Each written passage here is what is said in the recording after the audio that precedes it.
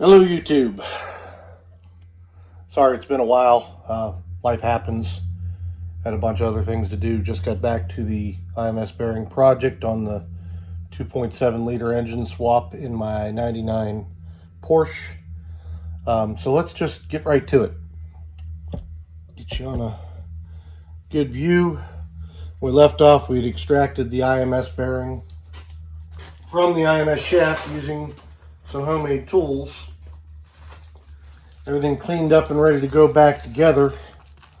We now have the IMS bearing, and this is the one purchased from Pelican Parts, about 200 bucks online. The build is the exact replacement for what you have pulled out. So what we have here is just the standard NSK 5204 bearing. Now, I have, excuse me, put this particular bearing on ice for a couple of days in hopes of shrinking it just enough to make the impact of pressing it into the IMS a little less severe. I will put some assembly lube on it, which I don't know if they recommend or not in the instructions, but that's how I'm going to roll. Yeah, get that all gooped up.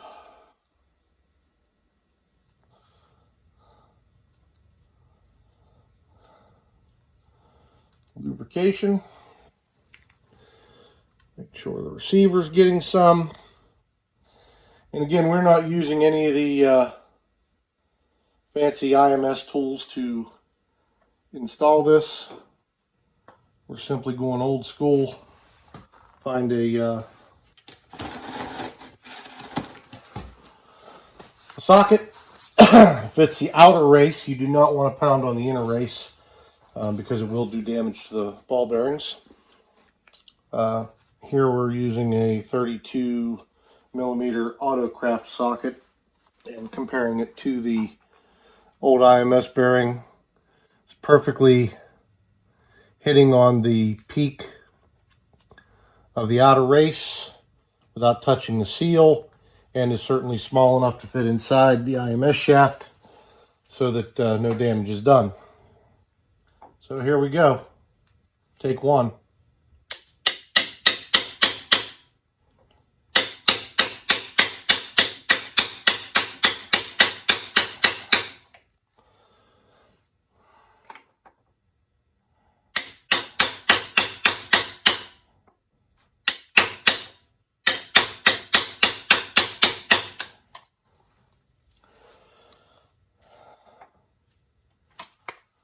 Try it without the shaft.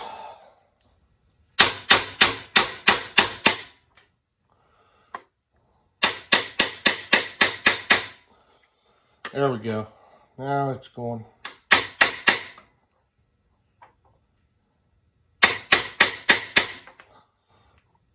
Now we're cooking with gas.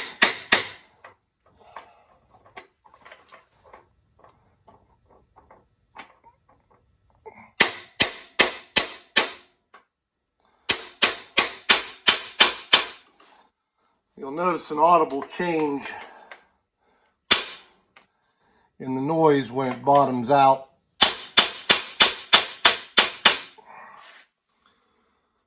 Just like so. So we've got her in there. Got the groove exposed for the retaining ring. See if I can get you a little closer. Let's take a look. All right, sorry about that, YouTube. iPhone does not like my gloves, so we cut when I was just going in for a little better look at the IMS bearing. So we'll pick up where we left off. I don't know how much of that you can actually see, but there's a groove right where the outer race of the IMS bearing ends. We appear to be seated equally all around in that groove. So I'm going to call that good. Get you set back up in the tripod here. And I did it without losing you. So that's, while it's a simple process, it's also slightly nerve-wracking hammering on a $200 bearing that, you know, one misswipe of the hammer is going to cost you a lot. Inspect the seal, make sure I didn't miss hit, and it looks like I did not. So we're going to call that good. All right, next up we have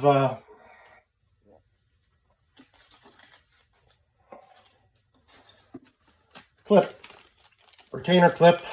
Again, when you watch the removal video on this, I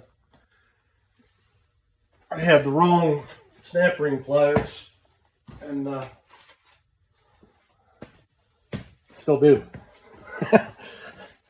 But going in is a little simpler than coming apart. We're gonna just try to set this in here. Give her a good squeeze. And then, well, look at that. That went in pretty flawlessly. What we will do is take another little tap with the socket, if I can find it,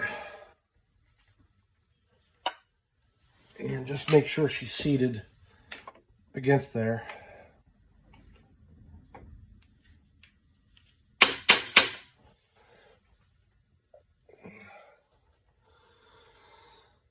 Seems to be good. So, pretty simple process.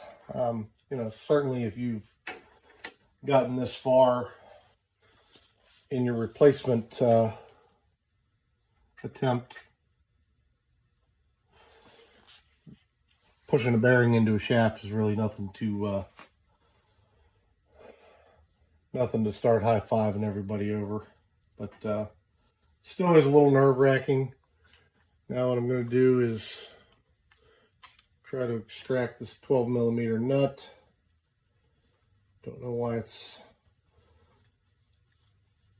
comes pre-installed on there. You would think there's some sealer or something that belongs on it, but there's not. See what appears to be 11 or a 10. So hang tight, I'll be right back with the proper socket.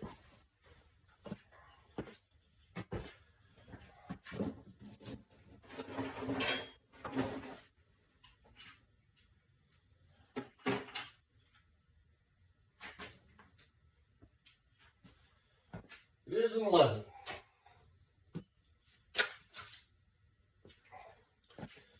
Now, it's actually not the next step of removing it is, but the next step involves the cover here. And with Pelican Parts Kit, the reason it's a little more reasonably priced than some of the other ones, you get to reuse this portion, but they do send you a new triple seal O-ring that goes around it, so removal of that, I imagine, is just simple as sticking something behind here and pulling the old one off. Set that up there for now. We will remove any crud from the seal portion.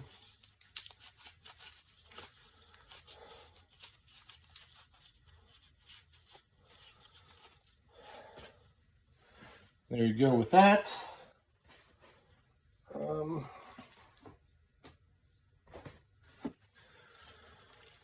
New seal in the baggie.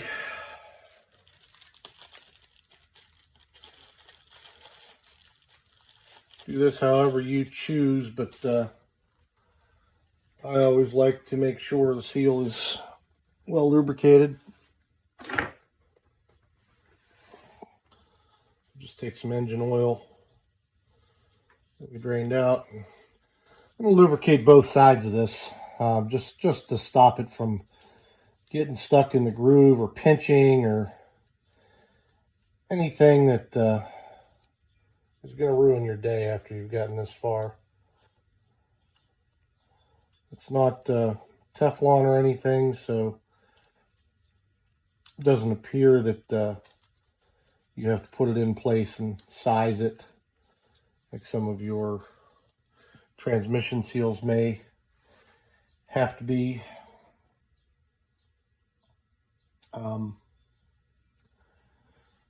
Okay, that one's ready to go, and I'm going to cut for just a moment.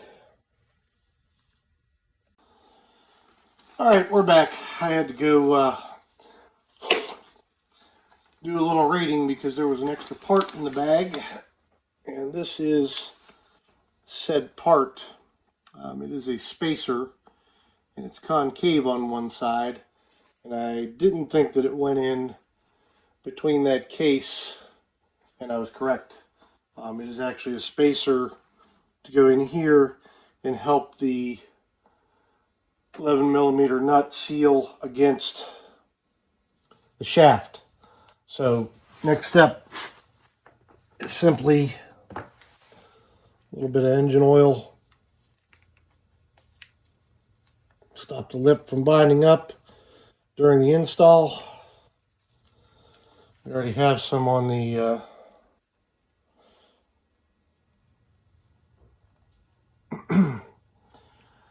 on the cover,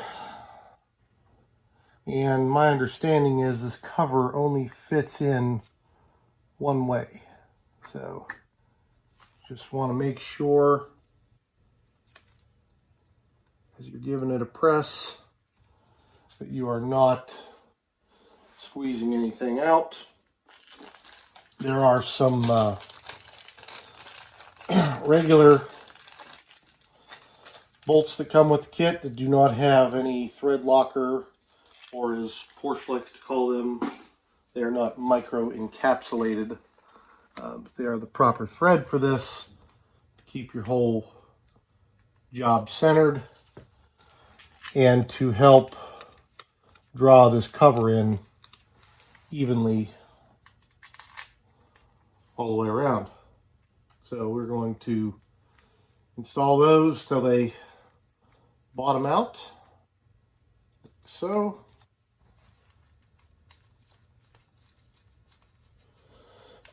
And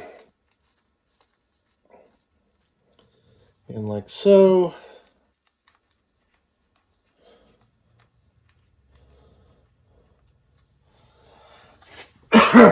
And now I would imagine 10mm socket gets us the rest of the way.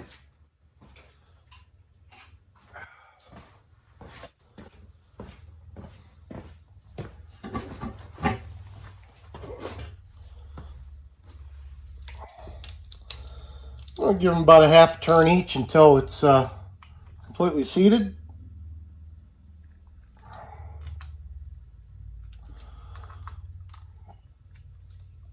What you don't want to do is get this thing off center and have that seal catch on a ridge.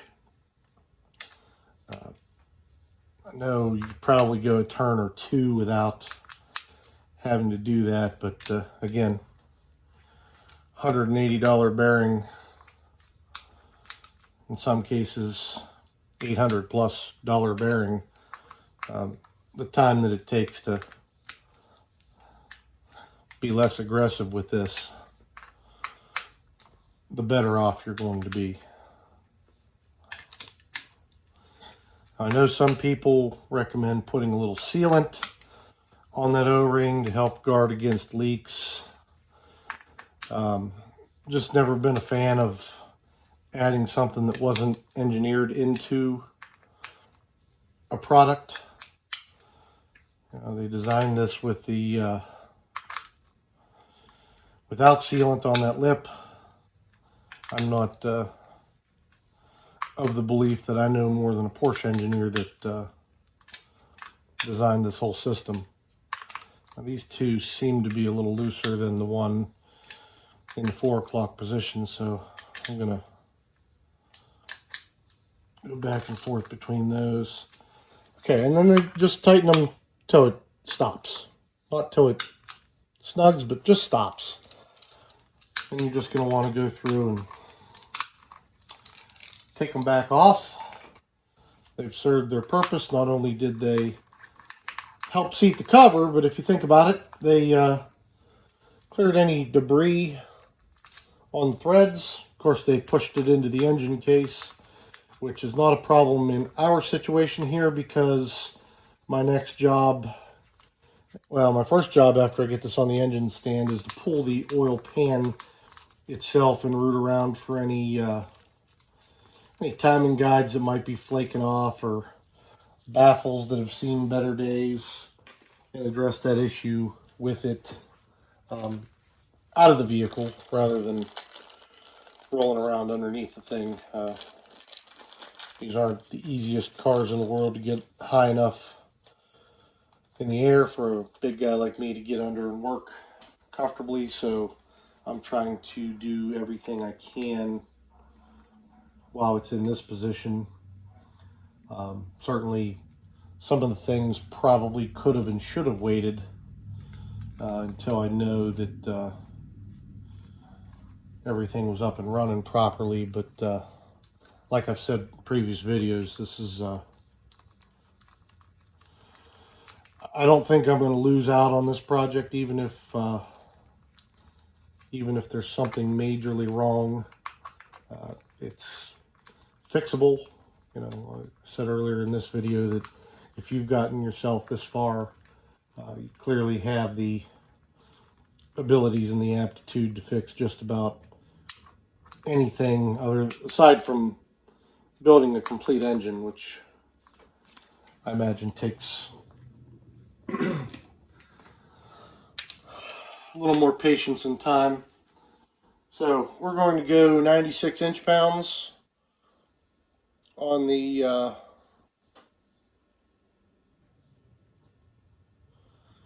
torque for this.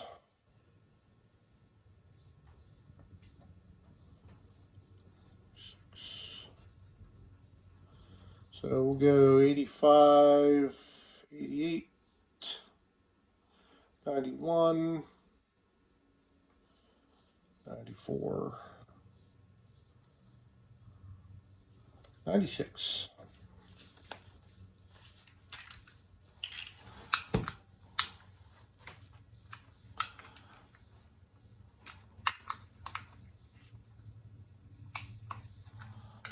There's 96. Now, that's not a whole lot of torque on those, so be very, very careful.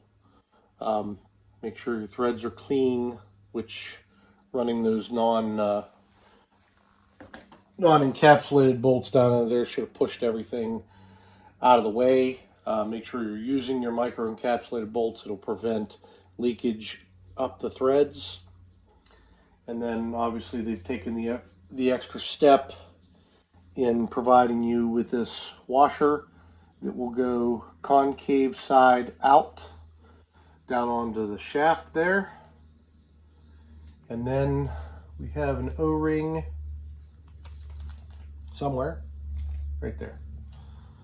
A little nerve-wracking with all these little parts in little bags, because you do get the parts necessary to do either a single or a double roll bearing with the purchase. It's just cheaper for them to give you everything than to inventory two different pieces, I would imagine. It's some speculation on my part, but it makes sense to me. I'm not in manufacturing. I'm just a guy playing around with his Porsche. So we will run this one down until it stops. This is going to be a little trickier in that, yeah, see right there, it wants to start turning the inner race of the shaft. So we're going to have to go with a plan B here, which is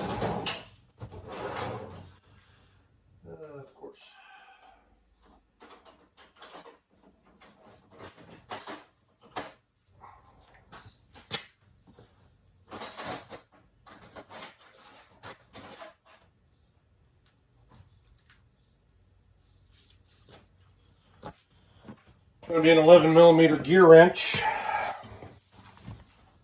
and a screwdriver. So we will probably going to need an offset wrench of some sort.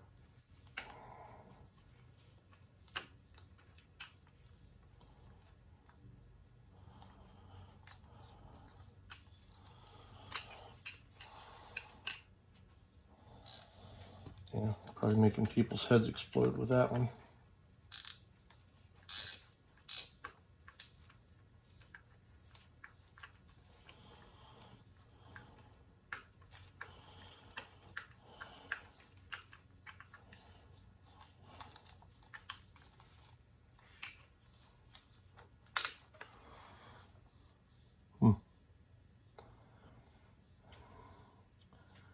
We're going to pause for a minute and look into